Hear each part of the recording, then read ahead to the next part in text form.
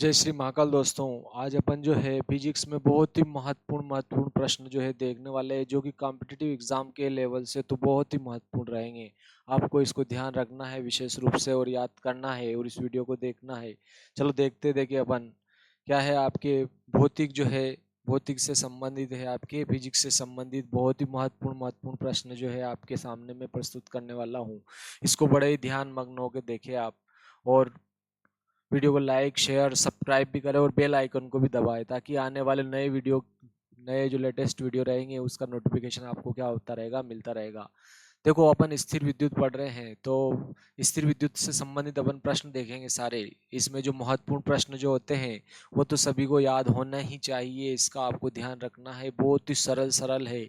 तो देखते हैं अपन। देखो, यूनान का जो प्रसिद्ध वैज्ञानिक थेल्स था, यूनान का जो प्रसिद्ध वैज्ञानिक आपके जो थेल्स था, उसके बारे में अपन देखते हैं कि इसने 600 ईस्वी पूर्व ही, 600 ईस्वी पूर्व जो है उस समय ही यह ज्ञात कर लिया था कि जब दो वस्तुओं को रगड़ा जाता है तो उनमें क्या होता है, एक दूसरे वस्तु को आकर्षित करने का गुण हो जाता है। या छोटे कागज के टुकड़ों, धूल के कणों को, इनको क्या करता है, वो अपनी ओर जो है आकर्षित करने लग जाता है। ये बात इसने जो है 600 ईस्वी पूर्व जो है, ध्यान रखना, इसने ज्ञात कर ली थी। 600 ईस्वी पूर्व ही इसने क्या कर लिया था, ये पता लगा लिया था। और इसने क्या किया कि जब अंबर, ठीक है, अंबर जो था, इस अंबर को फर, फर या बिल्ली की खाल से रगड़ा। ठीक है, बिल्ली की खाल, बिल्ली की खाल से रगड़ते हैं तो ये क्या हो जाता है, आवेशित हो जाते हैं। ठीक है ना, ये उसने उस समय ही क्या कर लिया था, पता लगा लिया था। और देखो, अंबर को यूनानी भाषा में जो है, ठीक है, अंबर को यूनानी भाषा में क्या कहते हैं, बोलो, इलेक्ट्रॉन। ठीक है, क्या कहते हैं, बोलो, इलेक्ट्रॉन। इलेक्ट्रॉन कहते हैं अंबर को यूनानी भाषा में, ध्यान रखना। अंबर को यूनानी भाषा में क्या कहते हैं, बोलो, इलेक्ट्रॉन कहते हैं। आपको ये ध्यान रखना है, अंबर को यूनानी भाषा में क्या कहते हैं, बोलो, इलेक्ट्रॉन कहते हैं। और वहीं से इलेक्ट्रिसिटी, इलेक्ट्रिसिटी जो शब्द की जो है उत्पत्ति हुई थी, आपके ये ध्यान रखना है। इलेक्ट्रिसिटी, इलेक्ट्रिसिटी, इलेक्ट्रिसिटी जो शब्द की उत्पत्ति हुई वो इलेक्ट्रॉन शब्द से ही हुई थी, क्योंकि अंबर को यूनानी भाषा में क्या कहते थे, बोलो, इलेक्ट्रॉन कहते हैं।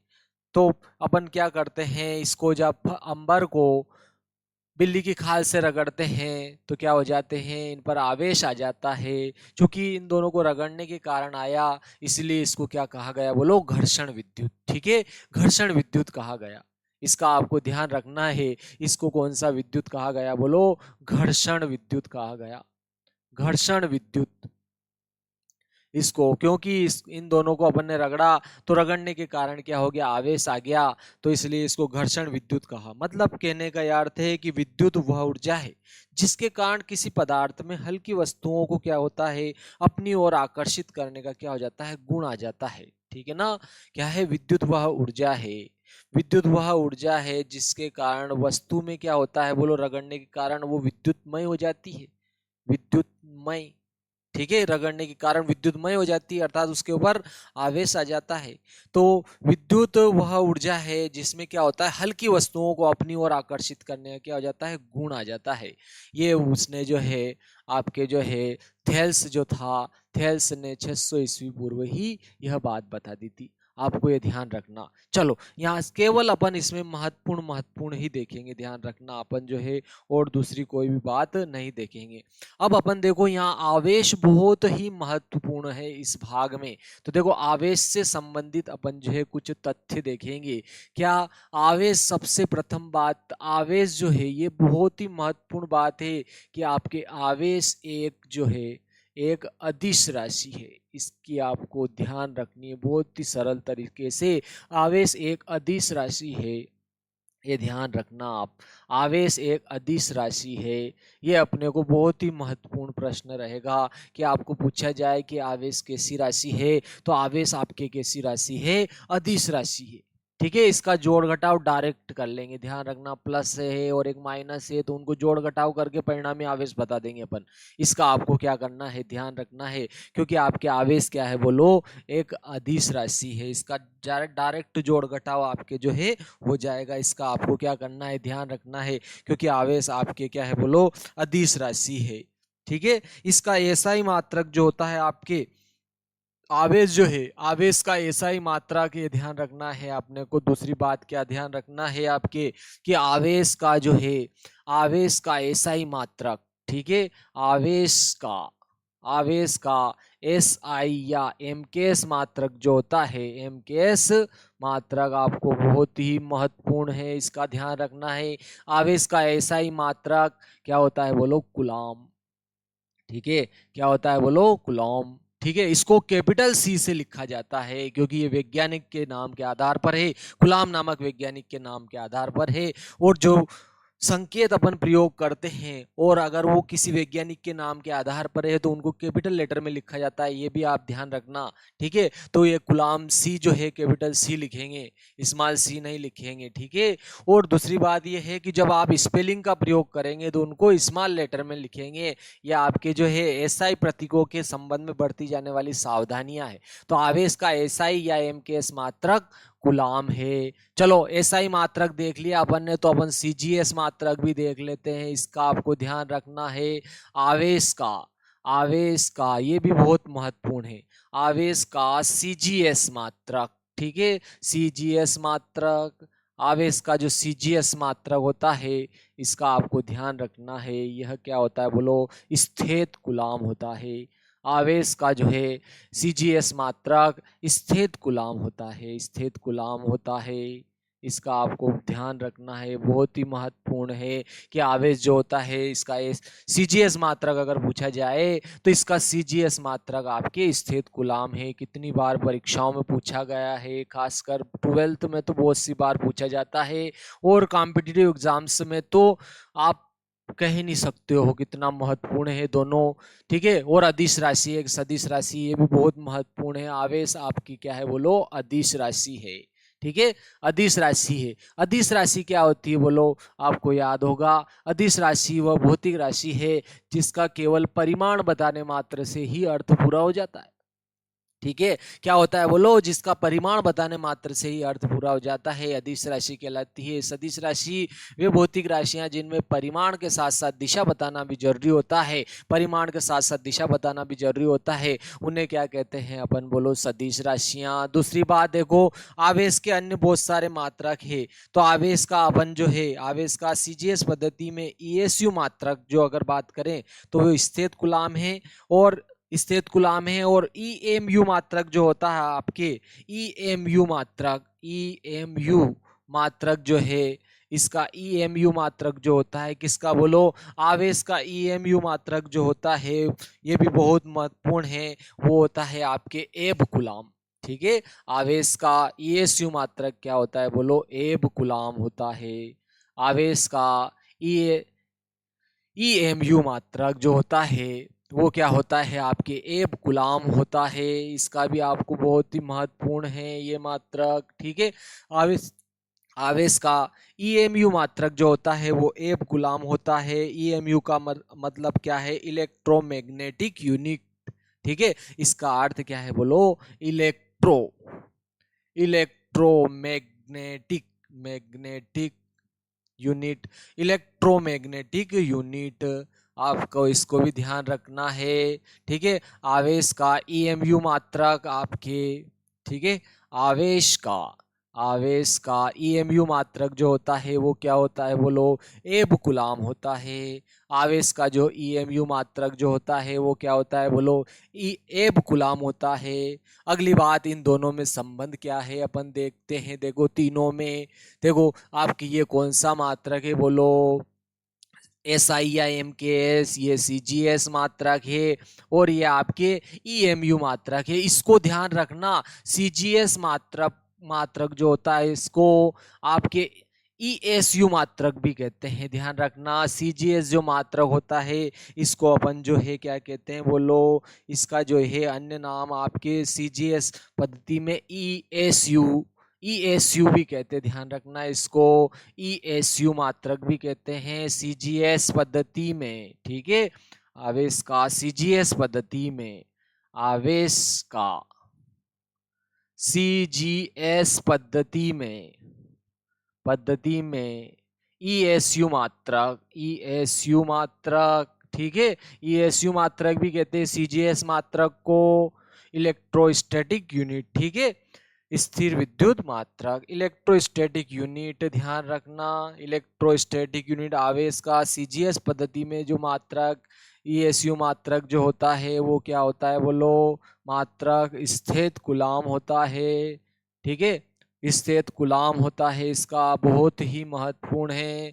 ESU मात्रक स्टैटिक आपके जो है स्थिर विद्युत मात्रक, इसको क्या कहेंगे बोलो, स्थिर विद्युत मात्रक भी कहते हैं, इलेक्ट्रोस्टैटिक यूनिट, इलेक्ट्रोस्टैटिक यूनिट, आपको ये ध्यान रखना है। अब इन तीनों में अगर अपन संबंध की बात करते हैं तो ये संबंध बहुत महत्वपूर्ण है, आपको इसका ध्यान रखना है। इन तीनों में संबंध क्या है, ठीक है। तीनों में बोलो तो कूलाम, देखो आपके एक कूलाम का जो मान होता है, मतलब SI मात्रक का जो मान होता है, एक कूलाम का जो मान होता है, वो एक कूलाम जो मान है आपके 1/10 एव कूलाम के बराबर होता है, 1/10 एव कूलाम के बराबर होता है, 1/10 एव कूलाम के बराबर होता है। ये भी बहुत महत्वपूर्ण है। 3 × 10⁹ स्थित कूलाम के बराबर होता है, 3 × 10⁹ स्थित कूलाम के बराबर होता है, स्थित कूलाम के बराबर होता है। ये तीनों में बहुत ही महत्वपूर्ण संबंध है आपके, इसको आपको ध्यान रखना है। स्थित कूलाम, एव कूलाम, और ये मतलब क्या है बोलो, ESU मात्रक है, EMU सॉरी, ये कौन सा मात्रक है बोलो, EMU मात्रक, अभी हाल देखा था। ये कौन सा है बोलो, ESU मात्रक है आवेश का, और ये कौन सा है बोलो, MKS या SI मात्रक। तीनों मात्रकों में संबंध क्या है, ठीक है। तीनों मात्रकों में संबंध क्या होता है बहुत सी बार पूछा गया है, ठीक है, कि एक एब कूलाम जो होता है कितने कूलाम के बराबर होता है, तो देखो 10 का गुणा इधर हो जाएगा, तो आपके एक एब कूलाम का मान निकालोगे, एक एब कूलाम का अगर आप मान निकालते हो तो वो क्या हो जाएगा, 10 कूलाम के बराबर हो जाएगा, आपके 10 कूलाम के बराबर हो जाएगा। आपके एक एब कूलाम का जो मान होगा, एक एब कूलाम का जो मान होगा आपके कितने कूलाम के बराबर हो गया, ठीक है ना, 10 कूलाम के बराबर एक एब कूलाम हो गया। अगर आप एक एब कूलाम का मान देखो, अगर एक एब कूलाम का मान निकालना चाहते हो कितना स्थित कूलाम होता है, तो देखो इन दोनों को क्या करेंगे बोलो, अपन बराबर कर लेंगे, ठीक है। किसको बोलो, 1/10, देखो एक कूलाम और एक स्थित कूलाम तो बराबर हो गया, ध्यान रखना। एक कूलाम का जो मान है वो 3 × 10⁹ स्थित कूलाम के बराबर होता है। इसमें तो कोई आपके दो राय नहीं है, ठीक है, दो राय नहीं है, ठीक है ना। एक कूलाम का जो मान होता है 3 × 10⁹ स्थित कूलाम के बराबर होता है, तो इसमें तो आपको कोई झंझट वाली बात ही नहीं रहेगी, इसका आपको जो है ध्यान रखना है। लेकिन देखो अब एक एब कूलाम का अगर मैं मान निकालना चाहता हूं, एक एब कूलाम क्या होता है, तो देखो आपके एक एब कूलाम का मान 3 × 10⁹ स्थित कूलाम, देखो एक 1/10 एब कूलाम का जो मान होता है 3 × 10⁹ स्थित कूलाम के बराबर होता है। लेकिन मैं इससे एक एब कूलाम का अगर मान निकालना चाहता हूं, एक एब कूलाम का अगर जो मैं मान निकालना चाहता हूं यहां से, तो देखो 10 का गुणा इधर करना पड़ेगा, तो देखो यहाँ पर एक और 10 आएगा, ये वाला गुणा होगा तो क्या हो जाए 10⁻10, तो 3 × 10⁻10 स्थित कूलाम हो जाएगा। इसको आपको ध्यान रखना है, ये आ जाएगा आपके स्थित कूलाम, ठीक है। और अगर आप, चलो यही बहुत है यहाँ इसके लिए, ठीक है ना, इससे ज्यादा याद रखने के लिए कोई जरूरी नहीं है, ठीक है ना, ये बहुत ही महत्वपूर्ण था यहाँ पर, ठीक है। देखो अब आता है आपके, देखो यहाँ पर अगला जो नियम आता है आपके आवेश का क्वांटीकरण। ये भी बहुत इससे संबंधित बहुत ही महत्वपूर्ण टॉपिक है आपके। आवेश का क्वांटीकरण का सिद्धांत क्या कहता है कि प्रकृति में जो भी आवेश होता है एक मूल आवेश या कम से कम आवेश का पूर्ण गुणज होता है।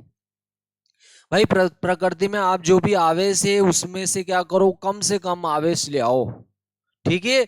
तो प्रकृति में अन्य जितनी भी वस्तुएं रहेगी, सामान रहेंगे, उन पर अगर आपको आवेश पूछा जाए तो उस निश्चित मान, उस न्यूनतम मान, उस कम से कम मान का पूरा गुणज होगा। ये आपको ध्यान रखना है।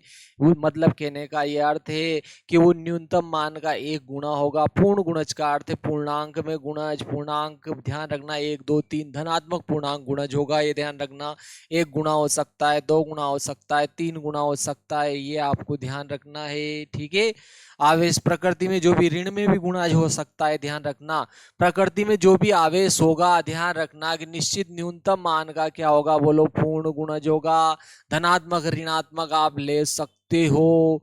प्रकृति में जो भी आवेश है, ठीक है, वो एक निश्चित न्यूनतम मान का क्या होता है, बोलो पूर्ण गुणज होता है। उस निश्चित न्यूनतम मान को क्या बोलते हैं, बोलो उस कम से कम मान को वो क्या कहते हैं, मूल आवेश कहते हैं या इलेक्ट्रॉनिक आवेश कहते हैं। तो आपके मूल आवेश क्या है, बोलो मूल आवेश, मूल आवेश या इलेक्ट्रॉनिक आवेश। ठीक है। इलेक्ट्रॉनिक आवेश क्या है, मूल आवेश या इलेक्ट्रॉनिक आवेश। भाई ये क्या है, बोलो इलेक्ट्रॉनिक आवेश क्या है, बोलो इलेक्ट्रॉन का आवेश। ये क्या है, बोलो इलेक्ट्रॉन का आवेश है। इलेक्ट्रॉन का आवेश है, जो इलेक्ट्रॉन का आवेश है उसे क्या कहेंगे, मूल आवेश। तो आप क्या मन में विचार चल रहा होगा, सर बता दो इसका मान। ये होता है, ध्यान रखना, 1.6 गुणा 10 की घात -19 कूलम। ठीक है। इसका जो मान है, इलेक्ट्रॉन का जो आवेश होता है, आपको ध्यान रखना ये होता है। तो प्रकृति में जो भी आवेश, ध्यान रखना, इलेक्ट्रॉन पर भी इतना ही होता है और प्रोटॉन पर भी इतना ही होता है। बस अंतर इतना सा है कि प्रोटॉन पर तो धन आवेश होता है, इलेक्ट्रॉन पर क्या होता है, बोलो ऋण आवेश होता है। इसका आपको ध्यान रखना है। ठीक है ना। इलेक्ट्रॉन पर तो क्या होता है, इतना ही आवेश होता है, प्रोटॉन पर भी इतना ही होता है, लेकिन इलेक्ट्रॉन पर ऋण आवेश होता है। तो आपके ध्यान रखना, न्यूनतम आवेश या कम आवेश जो होता है वो इलेक्ट्रॉन का आवेश होता है, क्योंकि प्रोटॉन का मान धनात्मक होता है, इलेक्ट्रॉन का मान ऋणात्मक होता है। मतलब ये क्या होता है, आपके छोटा होता है। इसका आपको ध्यान रखना। तो प्रकृति में जो भी आवेश होगा, देखो इस इलेक्ट्रॉनिक आवेश का ही क्या होगा, बोलो पूर्ण गुणज। क्यूब क्या है, बोलो आवेश किसी भी वस्तु का। एन क्या है, बोलो कोई पूर्णांक। ई क्या है, बोलो इलेक्ट्रॉनिक आवेश। जहां एन का जो मान है वो क्या होगा, बोलो 1 2 3 4 5 6 7 8 9 10। यहाँ पर एन का मान आप ये भी कुछ रख सकते हो, ध्यान रखना पूर्णांक होगा ये मान। ठीक है। एन का मान इनमें से कोई ले सकते हो, इनके अलावा आप दूसरा मान नहीं ले सकते हो। इसका आपको ध्यान रखना है। यहाँ से एक बहुत ही महत्वपूर्ण प्रश्न बन जाता है अब। ठीक है। यहाँ से एक बहुत महत्वपूर्ण प्रश्न बनता है, बहुत सारे प्रश्न बनते हैं, ध्यान रखना। लेकिन ना देखो, आपको पूछा जाए कि प्रकृति में 3/2 इलेक्ट्रॉन संभव है क्या। आपको ये पूछा जाए कि 3/2 इलेक्ट्रॉन संभव है क्या। आपको ये कह दिया है कि 0.62 इलेक्ट्रॉन संभव है क्या। आपको ऐसे पूछ लिया जाए 8.8 इलेक्ट्रॉन संभव है क्या, आपको ऐसे पूछ लिया जाए। तो देखो ये यहाँ पर इलेक्ट्रॉन का जो गुणज है, ये इलेक्ट्रॉन का गुणज है, ये आपके एन का मान है। बोलो ये सारे काय के मान है, बोलो एन के मान है। तो एन का मान तो बोलो 1 2 3 4 5 6 हो सकते हैं। ये नहीं हो सकते, ये हो सकते हैं, ये नहीं हो सकते हैं। ई का जो गुणांक होता है, ध्यान रखना, इनमें से कुछ भी हो सकता है, प्लस हो सकता है, माइनस हो सकता है, लेकिन पूर्णांक गुणज होगा, ये पूर्णांक में मान नहीं है। तो ध्यान रखना, प्रकृति में ये आवेश संभव नहीं होंगे। तो इस प्रकार का अगर कोई प्रश्न पूछता है आपको तो उसका भी ध्यान रखना। यहाँ से जो है बहुत ही महत्वपूर्ण प्रश्न पूछते हैं। चलो देखते देखे अब ये कितनी बार पूछा गया है आपके मध्य प्रदेश बोर्ड में और अन्य कॉम्पिटिटिव एग्जाम्स में कि एक गुलाम जो होता है, एक गुलाम आवेश में, ठीक है, एक गुलाम आवेश में इलेक्ट्रॉन की संख्या कितनी होती है। एक गुलाम आवेश में इलेक्ट्रॉन की संख्या, नंबर ऑफ इलेक्ट्रॉन्स जो है कितने होते हैं। ध्यान से देखो इधर, ठीक है। एक गुलाम आवेश में इलेक्ट्रॉनों की संख्या जो है कितनी होती है, ये अपने को निकालना है कि एक गुलाम आवेश जो होता है उसमें कितने इलेक्ट्रॉन होते हैं। तो देखो इलेक्ट्रॉन पर ऋण आवेश होता है, तो ध्यान रखना ऋण आवेश होगा, ठीक है। तो एक गुलाम आवेश में कितने इलेक्ट्रॉन होंगे। तो देखो आवेश का क्वांटीकरण का सिद्धांत क्या कहता है कि किसी भी वस्तु पर आवेश जो होता है प्लस माइनस एन ई के बराबर होता है, ठीक है, एन ई के बराबर होता है। और जहां पर ध्यान रखना ई का जो मान है वो इलेक्ट्रॉनिक आवेश है, 1.6 × 10⁻⁻⁻19 गुलाम।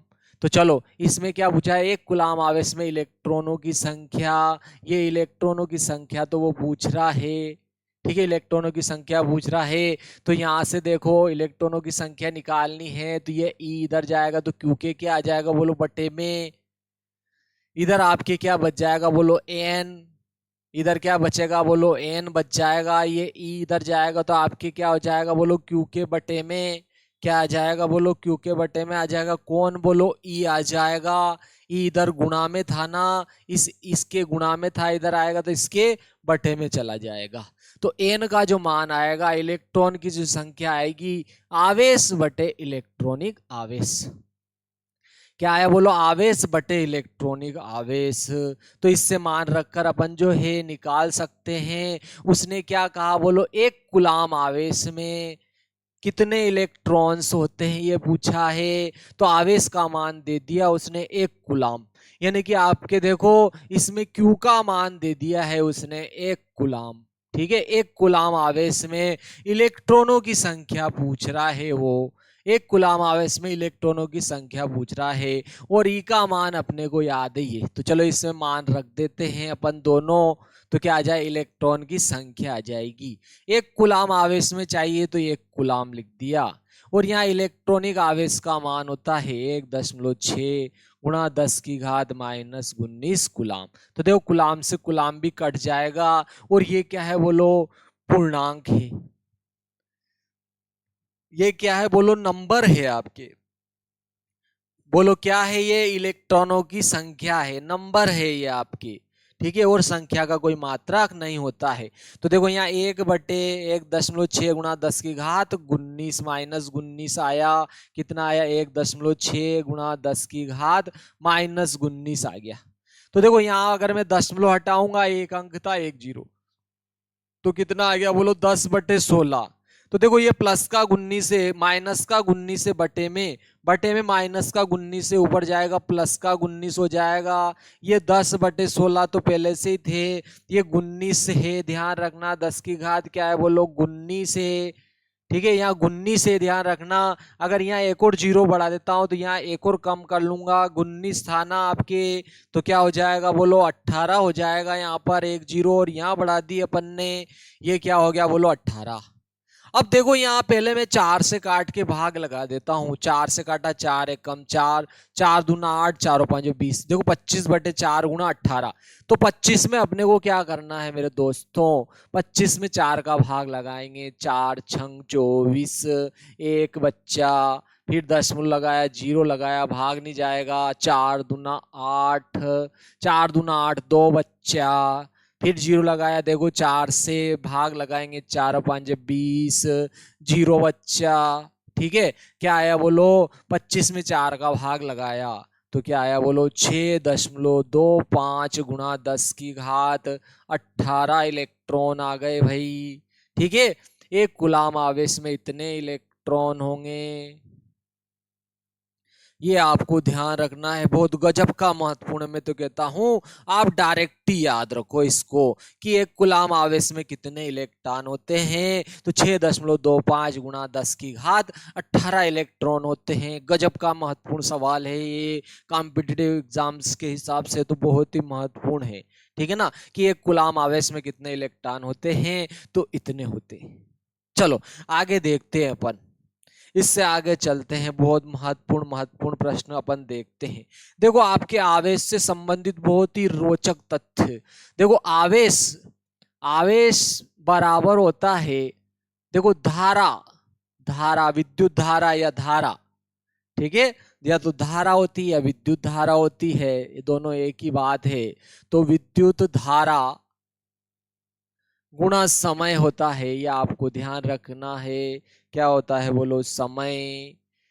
विद्युत धारा गुणा क्या होता है बोलो, समय। यानी कि आवेश को Q से लिखते हैं, विद्युत धारा को I से लिखते हैं, समय को T से लिखते हैं, तो QIT, क्विट। याद रख सकते हो आप चाहो तो, और ऐसे ही याद रखो तो कोई बड़ा भारी प्रश्न नहीं है। ठीक है ना, तो क्या आया बोलो, आवेश बराबर आया आपके विद्युत धारा गुणा समय। देखो यहां से अगर आप धारा निकालना चाहते हो, देखो आवेश का अगर विमी सूत्र अगर आप निकालना चाहते हो, विमी सूत्र क्या होता है बोलो, किसी भौतिक राशि के, ठीक है, कोई राशि है, कोई भौतिक राशि है, तो उसका मूल मात्रकों से उचित घातों के द्वारा जिस समीकरण के द्वारा संबंध बताया जाता है, उस संबंध को क्या कहते हैं बोलो, समीकरण, विमी समीकरण या समीकरण कहेंगे। तो देखो यहाँ पर ये आवेश को तो अपन Q से लिख रहे हैं, चलो इसका अपने को विमी सूत्र चाहिए। ठीक है, और विद्युत धारा, इसका विमी सूत्र जो है क्या होता है बोलो, A होता है, और समय का विमी सूत्र क्या होता है बोलो, T। और विमी सूत्र निकालने के लिए उनको क्या करते हैं बोलो, बड़े ब्रैकेट में लिख देते हैं। आवेश को अपन ने Q से लिख दिया, आवेश को काय से लिखा बोलो, Q से। तो ये देखो आवेश का आपके विमी समीकरण हो गया, केवल विमी समीकरण या विमी सूत्र हो गया आपके। केवल वीमा पूछता तो केवल 80 आ जाती, इसकी ध्यान रखना। विद्युत धारा का मूल मात्रक क्या होता है बोलो, एम्पियर, और समय का क्या होता है, कैपिटल T। अपन चाहे तो इसमें ध्यान रखना, जब विमी सूत्र लिखेंगे तो इसको MLT के रूप में भी लिख सकते हैं। तो देखो इसमें T शामिल है, M और L शामिल नहीं है, इसकी घात 0 लगा देंगे। इसमें A भी शामिल है तो A भी लिख दो। तो आप चाहो तो MLT A के रूप में भी लिख सकते हो, आवेश का विमी सूत्र। लेकिन देखो यहाँ से एक और गजब की महत्वपूर्ण बात ये निकलती है। देखो आवेश का और मात्रक भी आ सकता है। अपन ने देखा था आवेश का जो मात्रक होता है, आवेश का मात्रक बोलो, आवेश का SI मात्रक क्या होता है बोलो, कूलाम, है ना, क्या होता है बोलो, कूलाम। लेकिन अपन ने तो यहाँ देखा ये विद्युत धारा गुणा समय के गुणा के बराबर है, तो विद्युत धारा का SI मात्रक तो क्या होता है बोलो, एम्पियर। क्या होता है बोलो, एम्पियर, एम्पियर हो गया साहब। ठीक है, और समय का जो मात्रक होता है वो क्या होता है बोलो, सेकंड। तो एम्पियर गुणा सेकंड भी इसका SI मात्रक होता है, कूलाम एम्पियर गुणा सेकंड के बराबर हुआ, इसलिए इसका मात्रक भी क्या हो गया बोलो, एम्पियर गुणा सेकंड हो गया। चलो और आगे चलते हैं, ये भी बहुत गजब की महत्वपूर्ण बात है, इसको आपको जो है लॉक करके रखना है दिमाग में, भेजे में जो है ऐसा घुसाना है कि फिर बाहर ही ना निकल पाए। चलो आगे देखते हैं, अपन ने इसको भी देख लिया साहब। देखो विद्युत धारा का अगर मान निकालना चाहेंगे तो ये समय इधर जाएगा तो आवेश के बटे में, तो आपके विद्युत धारा या धारा जो होगी, विद्युत धारा या धारा क्या आएगी बोलो, आई जो रहेगी, ये आई इधर रख लिया, ये समय इधर गया तो आवेश के बटे में, तो क्या आया बोलो, आवेश बटे समय। ठीक है, क्या आया बोलो, आवेश बटे समय। तो देखो ये आवेश को तो अपन ने Q से लिखा और समय को T से, तो Q बटे T हो गया। और ये ध्यान रखना Q बटे T को क्या कहते हैं बोलो, आवेश प्रवाह की दर। ठीक है ना, तो विद्युत धारा इधर तो क्या है बोलो, विद्युत धारा, ये है आपके विद्युत धारा। ठीक है, और इसका नाम क्या है बोलो, आवेश प्रवाह की दर। समय के सापेक्ष है, चाहो तो समय के सापेक्ष लिख सकते हो। आवेश प्रवाह, प्रवाह यानी कि बहने की दर, आवेश प्रवाह की दर समय के साथ कितना आवेश बह रहा है, आप उसको लिख सकते हो। देखो बहरा है और बेरा है, दोनों में अंतर है, ध्यान रखना। बहरा यानी जिसको कुछ सुनाई नहीं देता है, बह रहा है यानी कि प्रवाहित हो रहा है, इसका आपको ध्यान रखना है, ठीक है। तो आवेश प्रवाह की क्या है बोलो, दर है ये। कौन बोलो, विद्युत धारा। क्या, विद्युत धारा आवेश प्रवाह की दर, आवेश प्रवाह की दर को विद्युत धारा कहते हैं। सत्य सत्य में पूछे तो भी आप ध्यान रखना। चलो आगे चलते हैं, इसके बाद में जो है नेक्स्ट क्वेश्चन चलते हैं। देखो आपको यहां से आपके आता है अब कूलाम का व्युत्क्रम वर्ग नियम, ठीक है। कूलाम का व्युत्क्रम वर्ग नियम आप जानते हो, मैं वो नहीं दिखा रहा हूं, मैं तो आपको बस महत्वपूर्ण बातें बता रहा हूं, इसका ध्यान रखना। कूलाम का जो नियम होता है, मान लो ये दो आवेश है Q1 और Q2 है, और इन दोनों के बीच की जो दूरी है वो क्या है बोलो, R है। तो इनके बीच में जो बल लगता है, आकर्षण बल भी लग सकता है और प्रतिकर्षण बल भी लग सकता है, ये आपको याद है। अगर दोनों आवेश समान है, मतलब या तो दोनों ही क्या बोलो धन है या दोनों ही ऋण है, तो क्या लगता है बोलो, इनके बीच में प्रतिकर्षण बल। और अगर दोनों में से एक धन है और एक ऋण है, मतलब विपरीत आवेश है, तो उस समय इनके बीच में क्या लगेगा बोलो, आकर्षण बल। क्या लगेगा बोलो, आकर्षण बल। आकर्षण बल लगेगा, मतलब बल दो ही प्रकार का लगेगा दो आवेशों के बीच में, यह ध्यान रखना। या तो आकर्षण बल लगेगा या प्रतिकर्षण, यानी कि बल की प्रकृति होती है बोलो, या तो आकर्षण या प्रतिकर्षण, ठीक है। दोनों एक साथ तो नहीं हो सकती है। तो आपके ध्यान रखना कि विद्युत बल की प्रकृति कैसी हो सकती है बोलो, बहुत ही महत्वपूर्ण प्रश्न है। विद्युत बल की प्रकृति, विद्युत बल की जो प्रकृति होती है, इसको भी आपको बहुत ध्यान से याद रखना है। विद्युत बल की प्रकृति या तो आकर्षण होगी, या तो आकर्षण होगी, या क्या होगी बोलो, प्रतिकर्षण। दोनों एक साथ नहीं हो सकती है, या तो आकर्षण प्रकृति का विद्युत बल होगा या प्रतिकर्षण। अगर दोनों आवेश समान प्रकृति के हैं तो प्रतिकर्षण बल होगा, और दोनों आवेश अगर विपरीत प्रकृति के हैं तो उनके बीच में बोलो क्या लगेगा, आकर्षण बल, या आकर्षण प्रकृति का आपके क्या हो जाएगा, बल होगा। ये आपको ध्यान रखना है। चलो इसके बाद में अपन कूलाम का नियम देखते हैं कि ये जो आकर्षण या जो प्रतिकर्षण बल होता है, या आकर्षण या प्रतिकर्षण बल जो होता है, वो दोनों आवेशों के परिमाण के गुणनफल के अनुक्रमानुपाती। ध्यान रखना, परिमाण लेना है यहाँ पर, परिमाण के गुणनफल के अनुक्रमानुपाती होता है, और बीच की दूरी के वर्ग के क्या होता है बोलो, व्युत्क्रमानुपाती। तो यहाँ पर ध्यान रखना, आवेश का परिमाण लिया जाएगा, यानी कि आपको एक धन है और एक ऋण है, तो वो धन ऋण नहीं लेना है, केवल धनात्मक मान ही लिया जाएगा। ये है आपके परिमाण का अर्थ, धन ऋण नहीं लेना है। एक धन है और एक ऋण है, तो देखो दोनों विपरीत आवेश हो जाएंगे, और विपरीत आवेशों में कौन सा बल लगेगा बोलो, आकर्षण बल। तो यहाँ पर धन और ऋण नहीं लिया जाएगा, क्योंकि ये जो बल लगता है इनके बीच में, आकर्षण या प्रतिकर्षण बल जो लगता है, दोनों आवेशों के परिमाण के गुणनफल के अनुक्रमानुपाती होता है, तथा उनके बीच की दूरी के वर्ग के व्युत्क्रमानुपाती होता है। और यहाँ पर ध्यान रखना, ये अनुक्रमानुपाती चिन्ह हटाते नियतांक लगाएंगे, नियतांक एफ लगाएंगे, नियतांक लगाएंगे, अनुक्रमानुपाती चिन्ह हटाएंगे तो, और ये होता है 1/4πε0, और ये आपकी Q1 Q2/r² हो जाएगा न्यूटन। ये आपकी क्या है बोलो, आकर्षण या प्रतिकर्षण बल का मान आ गया आपके, ये ध्यान रखना। ये आपके क्या आ गया बोलो, या आकर्षण बल है या आपके प्रतिकर्षण बल है, तो उसका मान आ गया आपकी, ठीक है। आकर्षण बल होगा तो भी इतना लगेगा, और प्रतिकर्षण बल होगा तो भी इतना बल लगेगा। चलो और आगे देखते हैं। देखिए इससे संबंधित, देखो इसका जो मान है ये अनुक्रमानुपाती चिन्ह का मान है।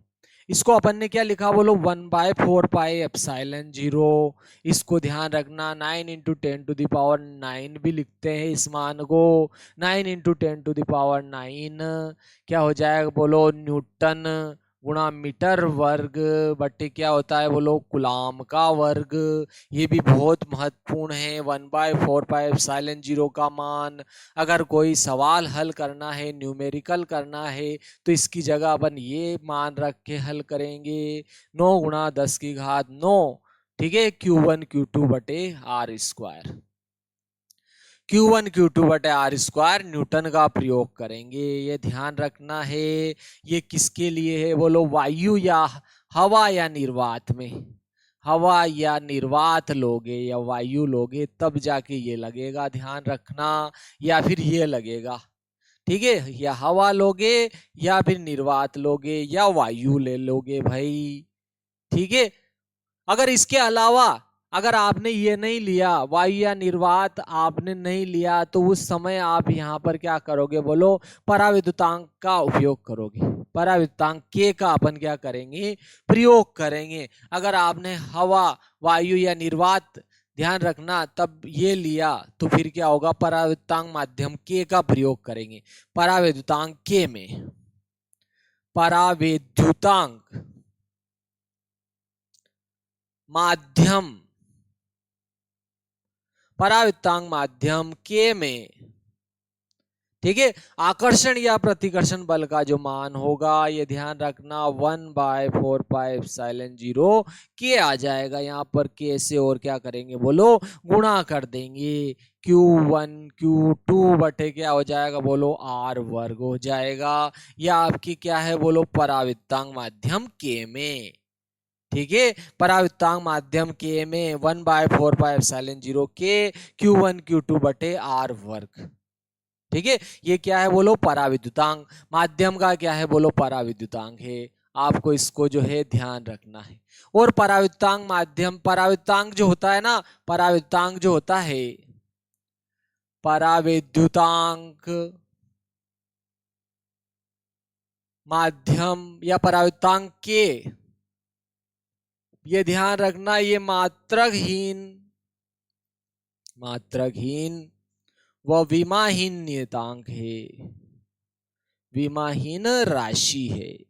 इसका आपको जो है बहुत ही अच्छे तरीके से ध्यान रखना है। कितनी ही बार पूछा गया है कि पराविद्युतांक माध्यम के का मात्रक बताइए या मान बताइए। ठीक है, तो देखो वायु या निर्वात में पराविद्युतांक के का जो मान होता है, वायु या निर्वात के लिए, वायु या निर्वात के लिए, निर्वात के लिए, ठीक है, पराविद्युतांक के का मान, पराविद्युतांक के का मान जो होता है वो बहुत ही गजब का महत्वपूर्ण है। मान 1 होता है। इसको आपको जो है बहुत ही अच्छे से याद रखना। क्या होता है बोलो, 1 होता है। पराविद्युतांक के का जो मान होता है बोलो कितना होता है, 1 होता है। बहुत ही महत्वपूर्ण है। और पानी के लिए इसका मान 80 होता है। ठीक है, पानी के लिए इसका जो मान होता है वो कितना होता है बोलो, 80 होता है। बहुत ही गजब का महत्वपूर्ण है, इसको आपको ध्यान रखना। गजब का महत्वपूर्ण सवाल है, महत्वपूर्ण होता है। ठीक है, और धातु के लिए ध्यान रखना, धातु के लिए अनंत होता है। क्या होता है बोलो, अनंत होता है। ये भी कितनी बार पूछा गया है। ये तीनों गजब के सवाल है कि पानी के लिए पराविद्युतांक कितना होता है, धातु के लिए कितना होता है। तो आपको याद रखना है कि धातु के लिए पराविद्युतांक जो होता है वो कितना होता है बोलो, अनंत होता है। उल्टा लेटा हुआ 8 हो जाएगा, अनंत होता है।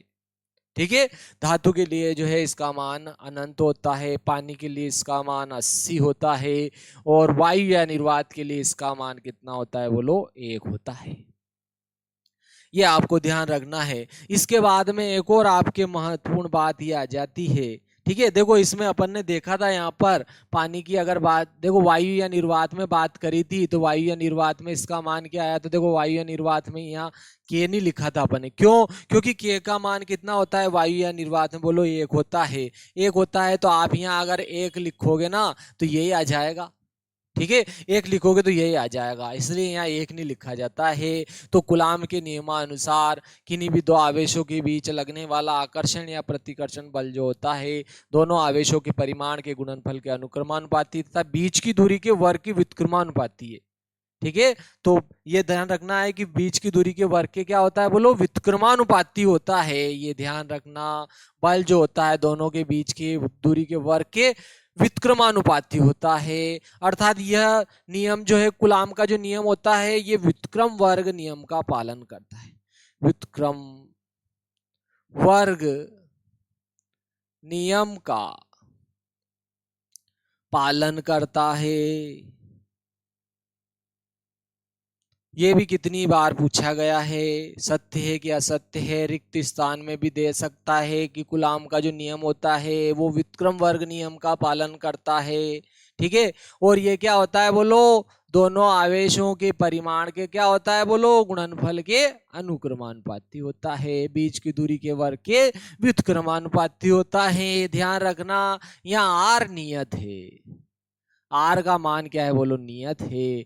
यहां पर क्या है बोलो, Q1 व Q2 नियत है। ठीक है, तो कूलाम का जो नियम होता है वो व्युत्क्रम वर्ग नियम का पालन करता है। चलो अगली बात देखते, बहुत ही गजब की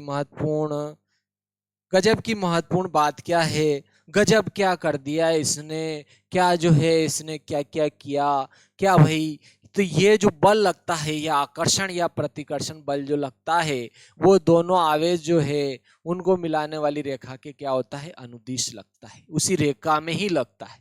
ठीक है, अगर आकर्षण होगा तो भी ऐसे लगेगा, प्रतिकर्षण होगा तो भी ऐसे लगेगा। ये जो आपके आकर्षण या जो प्रतिकर्षण बल होता है, कौन सा, कूलाम के नियम में विद्युत बल, विद्युत आकर्षण या विद्युत प्रतिकर्षण बल जो लगता है, दोनों आवेशों को मिलाने वाली रेखा के अनुदिश होता है।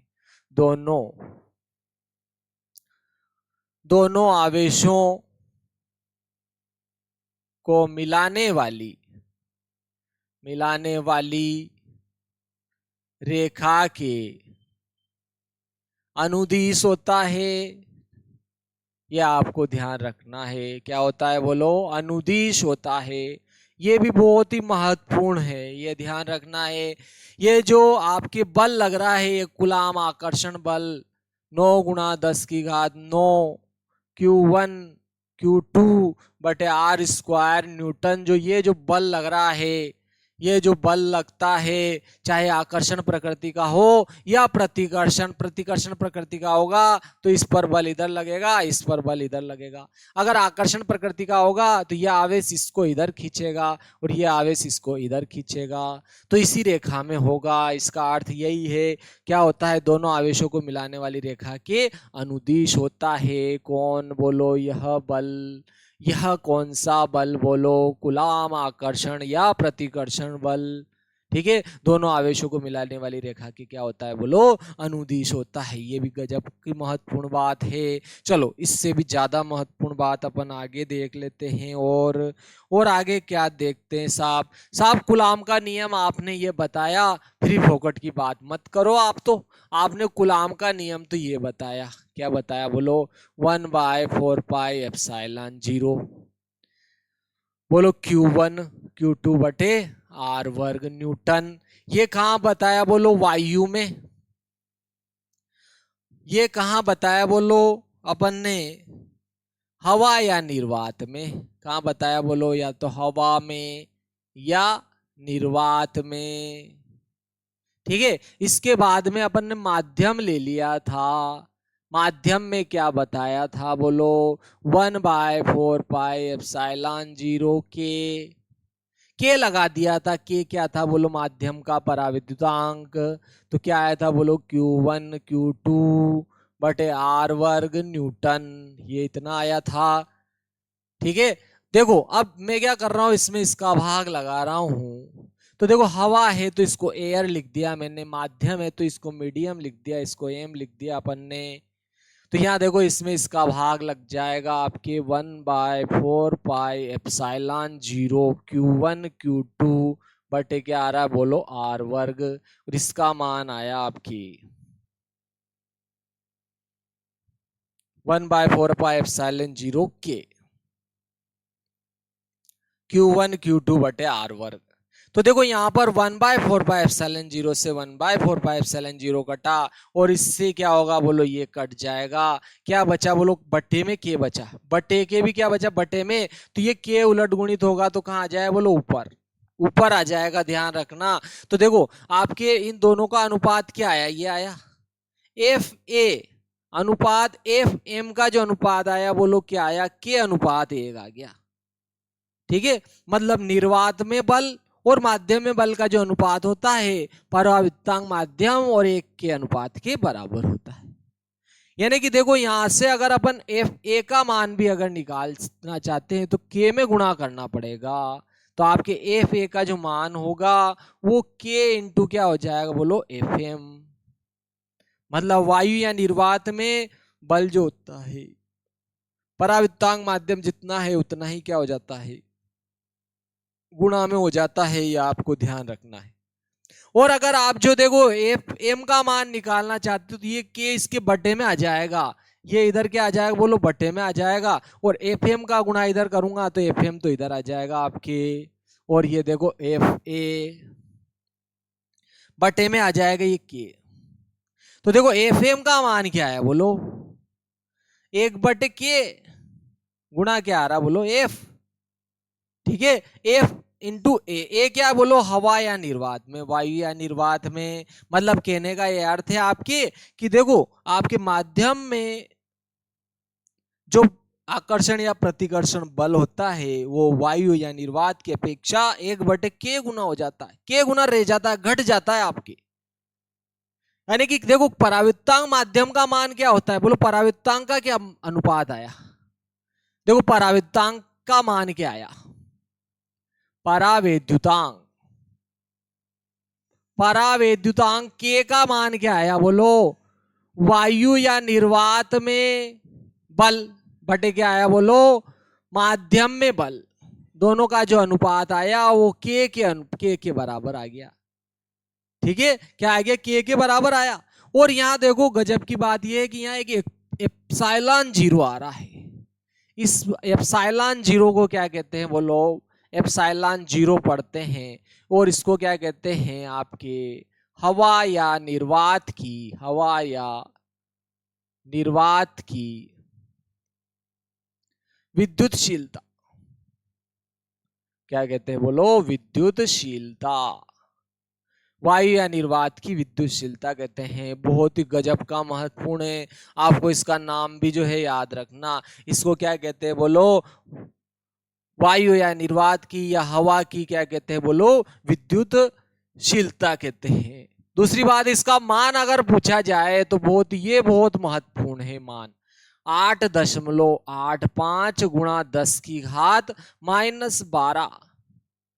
ठीक है, 8.85 गुणा 10 की घात -12। अगर मात्रक अगर आप निकालना चाहो तो कुलाम का वर्ग बटे न्यूटन गुणा मीटर का वर्ग होता है।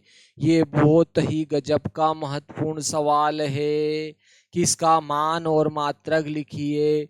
एप्सिलॉन जीरो का मान भी और मात्रक भी अगर पूछा जाए तो ये आ जाएगा। ठीक है ना, ये आपको ध्यान रखना है। एप्सिलॉन जीरो का मान भी याद रखना है और इसका मात्रक भी याद रखना है। 8.85 गुणा 10 की घात -12 क्या हो गया बोलो, कुलाम स्क्वायर बटे न्यूटन गुणा मीटर वर्ग। देखो यहां से आप मात्रक जरूर याद रख सकते हो। कैसे याद रख सकते भाई, यहां से देखो वो मैं आपको जरूर समझा देता हूं।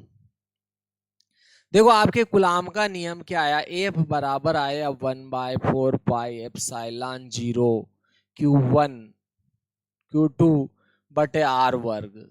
ठीक है, ये आया आपके। देखो एप्सिलॉन जीरो को मात्रक चाहिए ना तो इसका गुणा इधर कर दो, तो ये एप्सिलॉन जीरो यहाँ आ गया। ये 1 यहाँ क्या बचा बोलो 4π, ये आपकी क्या है Q1 Q2। देखो एफ का इधर गुणा करूंगा यहाँ आ जाएगा, आर का वर्ग है ही सही।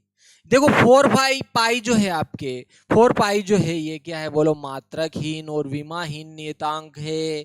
तो इसका कोई मात्रक भी नहीं रहेगा और विमा भी नहीं रहेगी। तो एप्सिलॉन जीरो जो है इसका मात्रक और विमा क्या रहेगी बोलो, Q1 Q2 F और R की जो रहेगी वो इसकी रहेगी भाई। तो देखो Q1 Q2 दोनों आवेश है और आवेश का मात्रक कुलाम गुणा कुलाम क्या हो जाए बोलो, कुलाम का वर्ग। और ये देखो बल है, बल का मात्रक न्यूटन हो गया। ये क्या है बोलो, दोनों आवेशों के बीच की दूरी का वर्ग यानी कि मीटर का वर्ग हो जाएगा। तो ये आ जाएगा इसका एप्सिलॉन जीरो का मान तो क्या होता है बोलो, 8.854 भी लिखते हैं, आपको 8.854 भी लिखा जा सकता है, 8.854 भी लिखा जा सकता है, 8 5 ही लिख दो केवल, 10⁻⁻12 गुलाम का वर्ग। ठीक है, गुलाम का वर्ग बटे मीटर का वर्ग, न्यूटन गुणा मीटर का वर्ग। ये बहुत ही गजब का महत्वपूर्ण सवाल है, ये आपको ध्यान रखना है। इसका मान जो है इतना आ जाता है आपके। ठीक है, चलो अब आगे देखते हैं। अब यहाँ से अपन जो है और भी बहुत सारे महत्वपूर्ण प्रश्नों को जो है चेक करते हैं, देखते हैं। देखिए और अगला प्रश्न आपके क्या आता है, देखिए अगला प्रश्न भी बहुत जो है महत्वपूर्ण आते हैं आपके यहाँ से। ठीक है, आपके जो है बहुत ही महत्वपूर्ण महत्वपूर्ण प्रश्न है। अब आता है देखो आपके एकांक आवेश। ठीक है, एकांक आवेश क्या होता है, एक कुलाम का जो आवेश होता है उसे ही क्या कहते हैं, एकांक आवेश कहते हैं। ठीक है, देखो अपन ने इस कुलाम न्यूटन का जो कुलाम आकर्षण बल का जो आपके सूत्र है वो क्या है, 1/4πε0। ठीक है, क्या आया बोलो, Q1 Q2 बटे R वर्ग आया वायु या निर्वात के लिए। और देखो F बराबर निकालूंगा, इसकी जगह अगर वो मान ले लेते संख्यात्मक 9 गुणा 10⁹ Q1 Q2 बटे क्या है बोलो, R का वर्ग। ये आपके मान आ रहा है इसमें। F बराबर क्या आ रहा है, 9 गुणा 10⁹ Q1 Q2 बटे R वर्ग। अगर मैं क्या करता हूं, एकांक आवेश ले लिया भाई। एकांक बोले तो एकांक यानी कि एक कुलाम, एक कुलाम लिया साहब, यानी कि कहने का अर्थ है कि Q1 और Q2 दोनों को बराबर ले लिया और कितना ले लिया बोलो, एक एक कुलाम ले लिया। तो देखो यहाँ भी एक रखो, यहाँ भी एक रखो, Q1 Q2 बराबर एक कुलाम और R बराबर भी कितना ले लिया बोलो, 1 मीटर। मतलब सबको एक एक ले लिया साहब। जब सबको एक एक लिया तो यहाँ भी एक लिखूंगा, यहाँ भी एक लिखूंगा, यहाँ भी एक लिखूंगा, एक का वर्ग हो जाएगा। तो ये बराबर क्या आएगा बोलो, 9 गुणा 10⁹ देखो यहाँ भी एक लिखो, यहाँ भी एक लिखो, बटे में भी क्या हो जाए, एक का वर्ग। तो ये सब एक ही रहेंगे, आपको ध्यान रखना है ये सब एक रहेंगे। और एक का गुणा इसमें करेंगे तो ये आ जाएगा, क्या आएगा बोलो, 9 गुणा 10⁹ 9। ठीक है, न्यूटन आ जाएगा आपकी। मतलब कहने का ये अर्थ है कि एकांक आवेश यानी कि एक कुलाम का आवेश वह आवेश है जो समान आवेशों को, क्योंकि समान कह दिया अपन ने, एक कुलाम आवेश यानी कि जो पहला आवेश है वो दूसरा आवेश है, यानी कि एकांक आवेश एक कुलाम के वो समान आवेश से जो वायु या निर्वात में एक दूसरे से 1 मीटर की दूरी पर रखने पर, एक कुलाम के आवेशों को वायु या निर्वात में एक दूसरे से 1 मीटर की दूरी पर रखने पर, 1 मीटर की दूरी पर अगर रख दिया तो उनके बीच में जो है 9 गुणा 10⁹ न्यूटन का प्रतिकर्षण बल आरोपित होगा। ध्यान रखना, क्योंकि दोनों समान आवेश बोला है अपन ने और समान आवेशों के बीच में जो है प्रतिकर्षण बल लगता है। तो इतने प्रतिकर्षण बल को क्या करता है बोलो, आपके आरोपित करेगा। इसका आपको जो है बहुत ही अच्छे से जो है ध्यान रखना है। यह आपके क्या हो गया, कुलाम आकर्षण बल हो गया। चलो इसके बाद में जो है अपन जो है यहाँ से जो है चाल, अब एक चालक है उस पर 1.6 कुलाम ऋण आवेश है, तो उस पर सामान्य अवस्था से कितने इलेक्ट्रॉन अधिक होगा। ठीक है, आपको ये जो है सवाल है आपके, जैसे कि आपको ये पूछ लिया जाए कि एक चालक पर 1.6 कुलाम का, आपके एक चालक है, एक चालक पर सामान्य अवस्था से, सामान्य अवस्था से, अवस्था से क्या कह रहा है कि एक चालक पर सामान्य अवस्था से 1.6 कुलाम का ऋण आवेश है, 1.6 कुलाम का, 1.6 कुलाम का क्या है बोलो, ऋण आवेश है। ठीक है, ऋण आवेश है। ऋण आवेश है तो इस पर सामान्य अवस्था से कितने इलेक्ट्रॉन अधिक होंगे, ऐसा कह रहा वो कि इस पर सामान्य अवस्था से, ठीक है, सामान्य अवस्था से कितने इलेक्ट्रॉन अधिक होंगे, कितने इलेक्ट्रॉन जो है, कितने इलेक्ट्रॉन अधिक होंगे या कम होंगे, ये ध्यान रखना है आपको, अधिक होंगे कि कम होंगे। ठीक है, तो देखो आवेश का क्वांटीकरण का सिद्धांत क्या कहता है, बोलो Q बराबर प्लस माइनस एन ही होता है।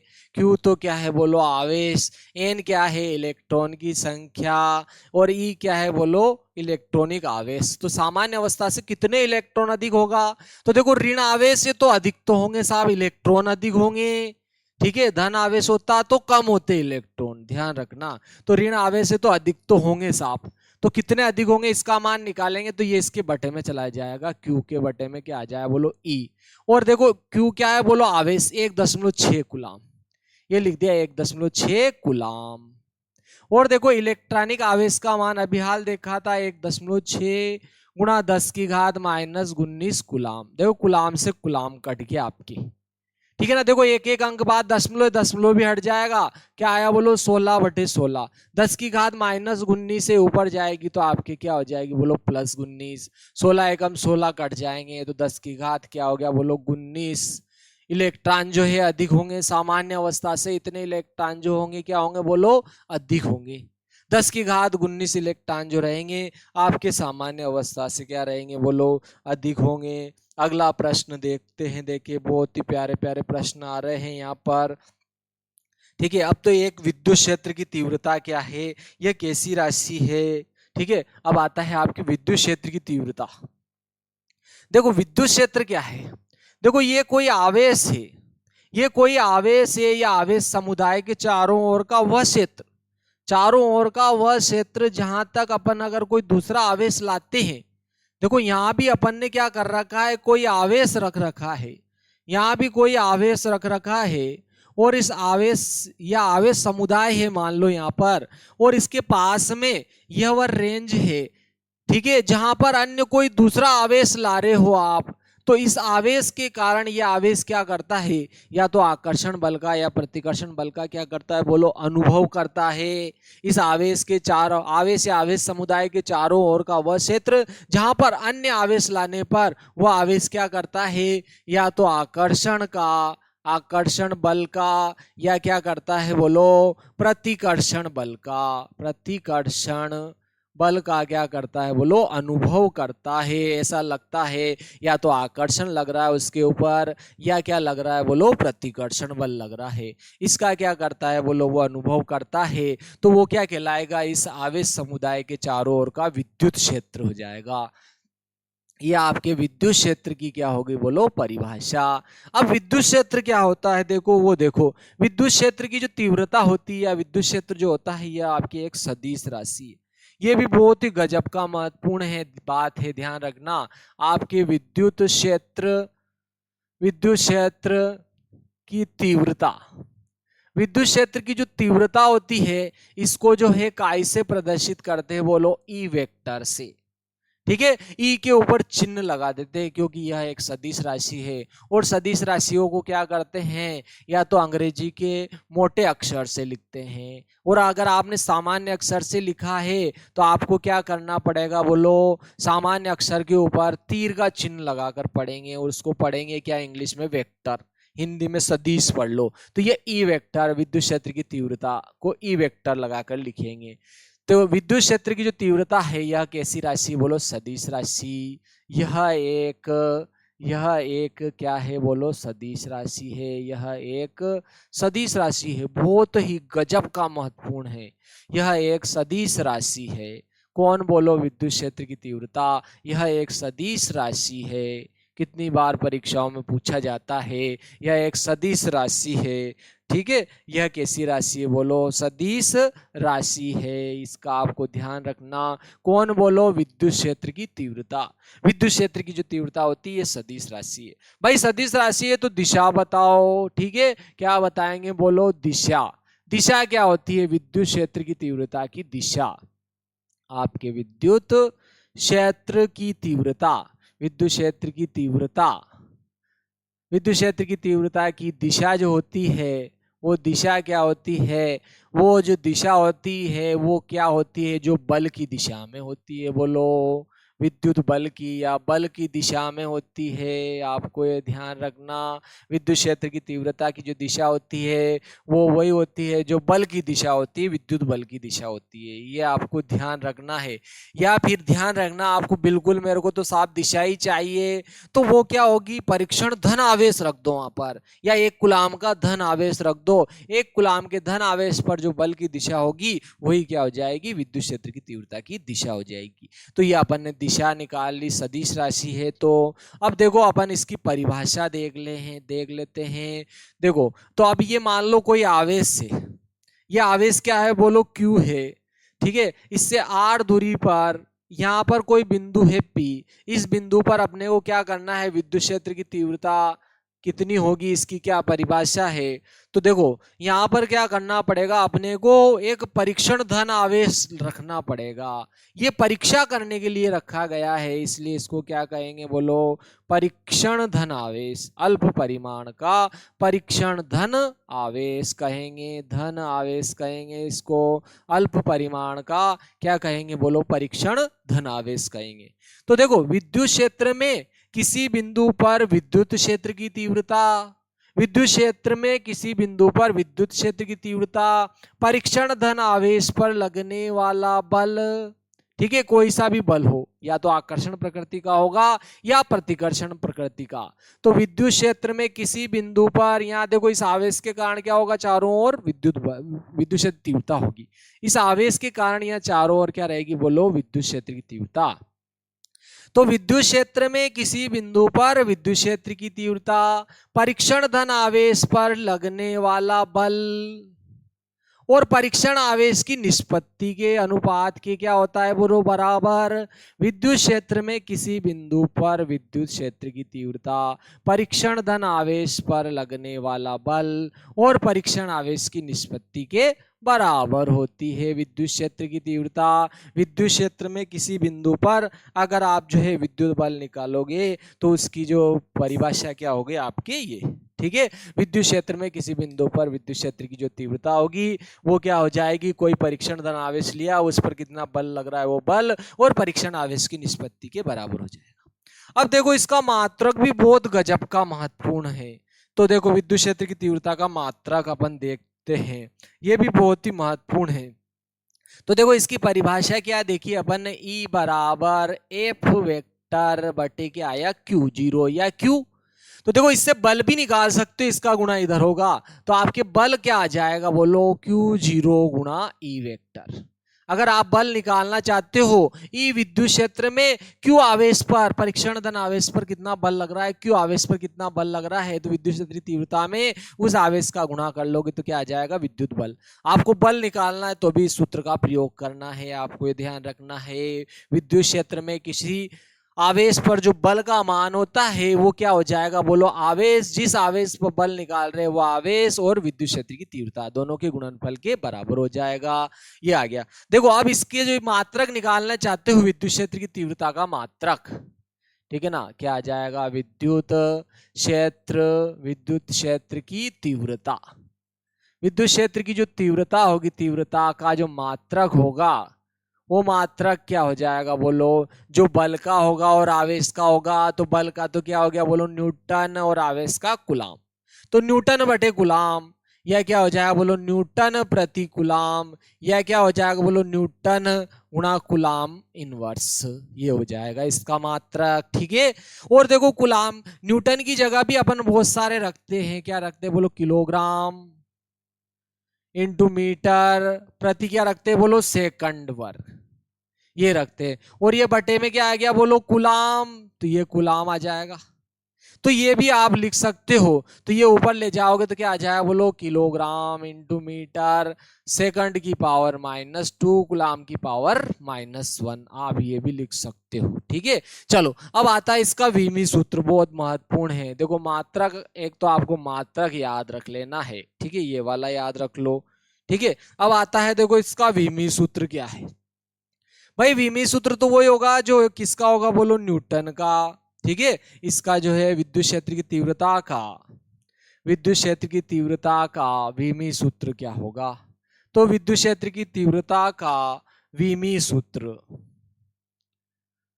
आपके विमी सूत्र जो होगा विद्युत क्षेत्र की तीव्रता का विमी सूत्र जो होगा वो क्या होगा, अपन इसको देखते हैं। देखिए विद्युत क्षेत्र की तीव्रता का विमी सूत्र जो है ये वही होगा जो आपके बल का होगा और कूलाम का। लेकिन देखो बल किसका मात्रक, न्यूटन का, और न्यूटन का या बल का तो होता है m_L_T⁻²। और बटे आवेश का अभी हाल देखा था अपन ने, AT होता है इसका विमी सूत्र। ठीक है, AT। तो इससे देखो आपकी विद्युत क्षेत्र तीव्रता का क्या आ जाएगा, एम तो ऊपर है ऊपर ही लिख दिया साहब, एल भी ऊपर है ऊपर ही लिख दिया। देखो टी की पावर +1 है नीचे, नीचे बटे में +1 है ऊपर जाएगी -1 और -2, -3 हो जाएगी टी की पावर -3, और ए की पावर +1 है ये भी ऊपर जाएगी तो -1 हो जाएगी। तो ये इसका विमी सूत्र हो जाएगा आपके, क्या आ जाएगा बोलो, एम की पावर 1, एल की पावर 1, टी की पावर -3, ए की पावर -1। ये आपकी विद्युत क्षेत्रीय तीव्रता का विमी सूत्र हो जाए। गजब का महत्वपूर्ण है विमी सूत्र भी इसका, और ये बहुत ही सरल सा था, याद रखने की कोई भी जरूरत नहीं है। आपको ध्यान रखना है आपके वेग का जो विमी सूत्र होता है वो क्या होता है बोलो, एल टी की पावर -1। ठीक है ना, वेग का, या इसको ऐसे भी लिख सकते हो, अगर एम एल टी के रूप में लिखो तो एम इसमें शामिल नहीं है, इसका 0, एल की पावर 1, टी की पावर -1 हो जाएगी। ये इसका है। फिर एक त्वरण का भी याद रख लो, त्वरण का वो क्या होता है बोलो, आपके एल टी की पावर -2। ठीक है, ये किसका हो जाता है बोलो, त्वरण का। क्या होता है बोलो, एल टी की पावर -2, या हो जाएगा आपके एम की पावर 0, एल टी की पावर -2, ये भी लिख सकते हो। एक होता है देखो बल, बल में एम और शामिल कर लो, एम एल टी की पावर -2, ये हो जाएगा इसका। ये तीन गजब ही महत्वपूर्ण है, इसको आपको जो है बहुत अच्छे से जो है ध्यान रखना है। चलो अगला देखते हैं अपन, एक आता है आपकी गॉस की प्रमेय। ठीक है, गॉस की प्रमेय में भी बहुत ही महत्वपूर्ण बात आती है कि वायु या निर्वात में, ठीक है, किसी भी बंद पृष्ठ से संबद्ध संपूर्ण विद्युत फ्लक्स जो होता है, ये मान लो किसी भी आकार की बंद पृष्ठ से संबद्ध संपूर्ण विद्युत फ्लक्स फाई जो होता है, ये क्या होता है, उस पृष्ठ के भीतर कहीं भी कोई आवेश है तो उस आवेश का क्या होता है बोलो, 1/ε0 गुना होता है विद्युत फ्लक्स का मान। ठीक है, किसी भी आकार की बंद पृष्ठ से संबद्ध संपूर्ण विद्युत फ्लक्स का मान, वायु या निर्वात में संपूर्ण विद्युत फ्लक्स का मान पृष्ठ के भीतर कहीं भी कोई जरूरत नहीं कहाँ रखा गया, उससे कोई लेना देना नहीं है, बंद पृष्ठ के भीतर कोई आवेश रखा गया है तो उससे संबद्ध विद्युत फ्लक्स फाई का जो मान होता है उस पृष्ठ के भीतर उपस्थित आवेश का क्या होगा बोलो, 1/ε0 गुना होता है वायु या निर्वात में किसी भी आकार के बंद पृष्ठ से संबद्ध संपूर्ण विद्युत फ्लक्स फाई उस पृष्ठ के भीतर उपस्थित आवेश का 1/ε0 गुना होता है। इसे आपके गॉस की नियम कहते हैं। ठीक है, तो यहां पर देखो गॉस की नियम से अगर ऐसे पूछा जाए कि अगर आपके बंद पृष्ठ के अंदर जो है एकांक धन आवेश रखा गया है तो उससे संबद्ध विद्युत फ्लक्स कितना होगा।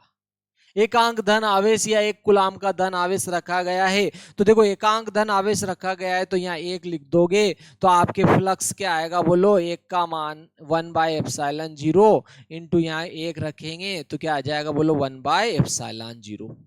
ठीक है, तो क्या हो जाएगा आपके, अगर कोई बंद पृष्ठ है, गाउसियन पृष्ठ है और उसके भीतर आपके 1 कूलाम का धन आवेश रखा गया है तो उस पृष्ठ से संबद्ध संपूर्ण विद्युत फ्लक्स 1/ε0 गुना होगा उसके भीतर आवेश का, भीतर आवेश 1 कूलाम है तो 1 कूलाम का, यानी कि 1/ε0 ही आ जाएगा। ये भी बहुत ही गजब का महत्वपूर्ण था। ठीक है, आप इसको ध्यान रखना है। और देखो अगर कोई पृष्ठ है और उससे संबद्ध संपूर्ण विद्युत फ्लक्स निकालना चाहते हो तो विद्युत क्षेत्र की तीव्रता, ठीक है, विद्युत क्षेत्र की तीव्रता और तीव्रता के अनुदिश घटक, E D S cos theta के गुणनफल के बराबर होता है। ये भी आपकी विद्युत फ्लक्स है। उस पृष्ठ से संबद्ध फाई बराबर sigma E D S cos theta, जहां डी एस क्या है बोलो, क्षेत्रफल अवयव से संबद्ध विद्युत फ्लक्स, लेकिन सिग्मा लगा दिया तो संपूर्ण क्षेत्रफल अवयव से संबद्ध विद्युत फ्लक्स आ गया, और संपूर्ण क्षेत्रफल अवयव को जोड़ोगे तो पूरी आकृति से संबद्ध विद्युत फ्लक्स आ जाएगा। ठीक है, तो ये संपूर्ण आकृति से संबद्ध विद्युत फ्लक्स आ जाएगा, sigma E D S cos theta के आपके क्या आ जाएगा, बराबर आ जाएगा। इसमें देखो आप फ्लक्स का, आपके विद्युत फ्लक्स जो होता है ये क्या है, अदिश राशि है। ये भी बहुत गजब का महत्वपूर्ण है। आपके विद्युत फ्लक्स जो होता है, विद्युत फ्लक्स अदिश राशि है। ये भी गजब का महत्वपूर्ण सवाल है। विद्युत फ्लक्स अदिश राशि है। ठीक है, ये कैसी राशि है, अदिश राशि है। इसकी दिशा की आवश्यकता नहीं है, तो फिर साहब इसकी दिशा की कोई आवश्यकता नहीं है। चलो इसका मात्रक देख लो साहब, इसका मात्रक देखो, आप दोनों जगह से देख सकते हो।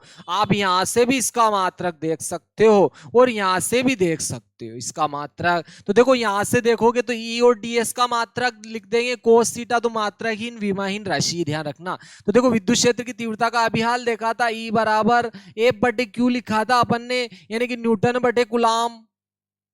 देखो इसका मात्रक क्या आया था बोलो, न्यूटन बटे कुलाम, और ये क्षेत्रफल अवयव है, क्षेत्रफल का मात्रक क्या होगा बोलो, मीटर वर्ग। तो न्यूटन गुणा मीटर वर्ग प्रति कुलाम आ जाएगा। इसका मात्रक क्या आ जाएगा बोलो, इसका जो मात्रक आएगा न्यूटन गुणा मीटर वर्ग प्रति क्या हो जाएगा बोलो, कुलाम। ये इसका क्या आ जाएगा बोलो, मात्रक आ जाएगा इसका। ठीक है ना, ये इसका क्या आ जाएगा बोलो, मात्रक आ जाएगा। सर आप तो यहां से बताओ साहब, आप यहां से बताओ। चलो यहां से लिख देते हैं। तो देखो यहां पर इसका मात्रक आपको लिखना पड़ेगा, एप्सिलॉन जीरो का मान और मात्रक। देखो एप्सिलॉन जीरो का अपन ने क्या देखा था, एप्सिलॉन जीरो बराबर 8.854 गुणा 10 की घात -12। ठीक है, क्या आया था बोलो, कुलाम का वर्ग बटे न्यूटन गुणा मीटर का वर्ग। तो देखो इसका मात्रक क्या आया बोलो, एप्सिलॉन जीरो का कुलाम का वर्ग बटे क्या आ रहा, न्यूटन गुणा मीटर का वर्ग, न्यूटन गुणा मीटर का वर्ग, और ऊपर ये भी आवेश है तो इसका क्या आएगा, कुलाम। तो देखो एक कुलाम से एक कुलाम कटा, एक कुलाम बटे में बच गया, और ये उलट गुणित होगा तो ऊपर आ जाएगा, क्या आएगा बोलो, न्यूटन गुणा मीटर का वर्ग, न्यूटन गुणा मीटर का वर्ग। तो यहां से भी यही आ जाएगा आपके, इसका मात्रक ये आपको ध्यान रखना है, न्यूटन गुणा मीटर वर्ग बटे कुलाम का वर्ग आ जाएगा। ये आपको जो है बहुत अच्छे से ध्यान रखना है। चलो आगे देखते, देखिए देखो विद्युत क्षेत्र की तीव्रता, अगर ये कोई बिंदु आवेश है, ये बिंदु आवेश है और इससे आर दूरी पर यहां पर कोई बिंदु है, आर दूरी पर यहां पर अगर कोई बिंदु है, इससे आर दूरी पर कोई बिंदु है, यहाँ पर क्यू आवेश रखा गया है, और इससे ऊपर मान लिया जाए कि क्यू आवेश रखा गया है, और इससे आर दूरी पर कोई बिंदु है। इस बिंदु पर अगर आप विद्युत क्षेत्र की तीव्रता निकालना चाहते हो कितनी आती है, तो वो क्या हो जाएगी, देखो इस बिंदु पर विद्युत क्षेत्र की जो तीव्रता होगी वो तीव्रता का मान क्या होगा बोलो, यहाँ पर एकांक धन आवेश रख दो, एक कुलाम का क्या रख दो, धन आवेश। एक कुलाम के धन आवेश पर देखो इस आवेश के कारण इस बिंदु पर विद्युत क्षेत्र की तीव्रता कितनी होगी बोलो, यहां पर एकांक धन आवेश पर लगने वाला बल। ठीक है, क्या आ जाए बोलो, एकांक धन आवेश पर, एकांक धन आवेश पर लगने वाले बल के बराबर होगा, लगने वाला बल। भाई यहाँ एकांक धन आवेश रख दो, इस पर कितना बल लगेगा, उस बल के बराबर हो जाएगा विद्युत क्षेत्र की तीव्रता। ठीक है, तो विद्युत क्षेत्र की तीव्रता लिखूंगा तो यहाँ एकांक धन आवेश रख दो, और ये आवेश, इन दोनों के बीच में बल निकालना है साहब, कुलाम के सूत्र से निकाल लो। तो कुलाम के सूत्र में वायु या निर्वात लिया तो 1/4πε0, दोनों आवेशों का गुणा, ये तो क्यू है और ये कुलाम है, बटे बीच की दूरी का वर्ग हो जाएगा, न्यूटन बटे कुलाम।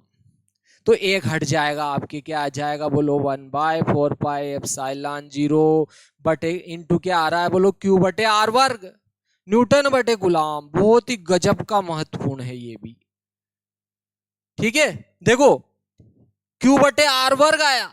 तो विद्युत क्षेत्र की जो तीव्रता है दूरी के वर्ग के किसी बिंदु आवेश के कारण, अगर किसी बिंदु पर विद्युत क्षेत्र की तीव्रता निकालोगे तो वो दूरी के वर्ग के क्या होती है, बोलो व्युत्क्रमानुपाती होती है। किसी बिंदु आवेश के कारण r दूरी पर स्थित किसी बिंदु पर विद्युत क्षेत्र की तीव्रता क्या होगी, उस बिंदु की दूरी के वर्ग के क्या होगी, व्युत्क्रमानुपाती। ये बात भी कितनी बार पूछी गई है, अनुक्रमानुपाती नहीं हो गई, ये क्या हो जाए बोलो व्युत्क्रमानुपाती। r के 1/r वर्ग के अनुक्रमानुपाती होगी। लेकिन अगर 1/r वर्ग कहा ना इसके, तो क्या होगी बोलो, विद्युत क्षेत्र की तीव्रता अनुक्रमानुपाती पाती होगी। लेकिन आर के तो वर्ग की व्युत्क्रमानुपाती होगी, हो जाएगी विद्युत क्षेत्र की तीव्रता आपके। ये आपको ध्यान रखना है यहां से, ठीक है ना। इस बिंदु पर विद्युत क्षेत्र की तीव्रता ये आ जाएगा।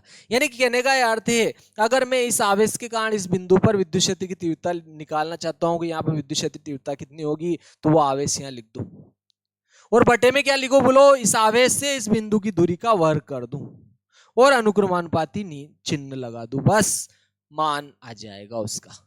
ठीक है दोस्तों, बहुत बहुत धन्यवाद। जय श्री महाकाल। दोस्तों वीडियो अच्छा लगा हो तो इसको लाइक भी करें, शेयर भी करें और सब्सक्राइब भी करें और बेल आइकन को भी दबाएं, ताकि नए नए आने वाले लेटेस्ट वीडियो आपको मिलते रहे। बहुत ही महत्वपूर्ण सवाल थे इसमें, इतना तो फिजिक्स वालों को याद होना ही चाहिए। चाहे आप जो है नीट की तैयारी कर रहे हो, आईआईटी की तैयारी कर रहे हो, 12वीं की तैयारी कर रहे हो, कक्षा 12वीं की, या आप जो है कोई अन्य तैयारी कर रहे हो, तो फिजिक्स में ये तो कम से कम वह बातें हैं जो आपको याद होनी चाहिए और बहुत ही गजब की महत्वपूर्ण है। और आप अगर फिजिक्स पढ़ते हो तो ये सब जानते होंगे मेरे दोस्तों। जानते हो कि नहीं जानते हो, आप कमेंट में जरूर लिखे। जय श्री महाकाल दोस्तों।